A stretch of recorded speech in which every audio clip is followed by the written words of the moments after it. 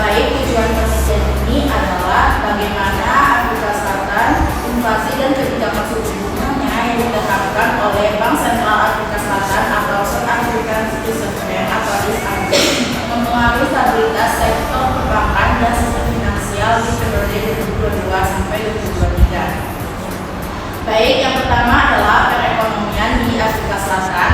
Afrika Selatan merupakan salah satu negara yang paling maju di benua Afrika dan termasuk anggota BRICS. Setelah pandemi COVID-19, Afrika Selatan mulai pulih pada tahun 2022 perekonomiannya. Namun negara ini masih menghadapi berbagai tantangan seperti tingkat pengangguran, ketimpangan pendapatan, dan kebutuhan pembangunan infrastruktur. Why choose South Africa? Because Afrika Selatan itu memiliki sistem keuangan yang paling berkembang di benua Afrika, sehingga menarik untuk dianalisis, terutama saat menghadapi inflasi tinggi dan kenaikan suku bunga. Mata uangan dan inflasi. In 2022, inflation in South Africa increased to around 7 to 8% because of high energy and food price. In 2023, inflation started to decline with tighter monetary policy. Adapun kebijakan moneter SARB ini adalah melakukan reformasi kebijakan moneter dengan menerapkan sistem surplus atau tight rate system. Sistem ini itu bertujuan menjaga suku bunga pasar tetap sesuai dengan kebijakan yang ditetapkan oleh Bank Sentral.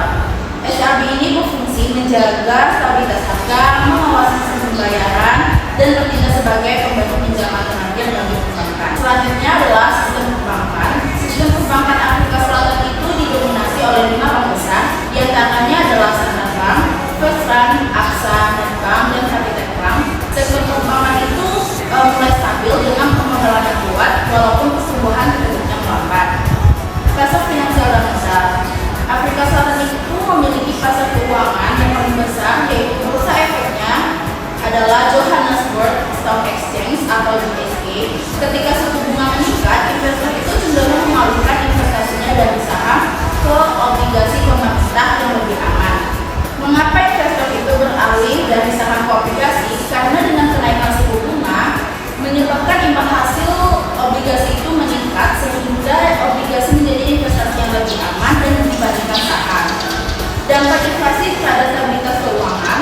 Inflasi itu mencapai puncaknya sebesar 7,8% pada Juli 2022. Inflasi yang tinggi menurunkan daya beli masyarakat, sehingga kemampuan debitur untuk membayar hutangnya juga menurun.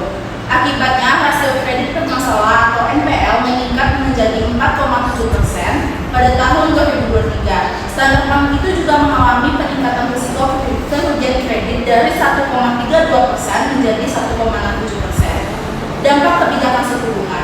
Yang mengendalikan inflasi itu tentunya SARB. Cara mengendalikannya itu menaikkan suku bunga acuan dari 3,5% pada akhir 2021 dan menjadi 8,25% pada Mei 2023. Dampak positifnya adalah meningkatkan net interest margin atau pendapatan bunga bank. Namun dampak negatifnya adalah permintaan kredit menurun dan beban cicilan rumah tangga meningkat. Mengapa suku bunga itu dinaikkan? Untuk mengurangi jumlah uang beredar dan tentunya juga menekan laju inflasi sehingga stabilitas harga dapat terjaga. Dampak terhadap finansial. Adapun dampak terhadap finansial, dengan kenaikan suku bunga itu menyebabkan investor itu beralih dari saham ke obligasi pemerintah. Selain itu, suku bunga yang tinggi menarik aliran modal masuk sehingga mata uang dan juga terjaga.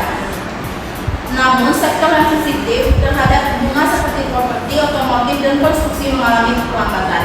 Adapun kesimpulannya adalah berdasarkan hasil analisis, SARB ini berhasil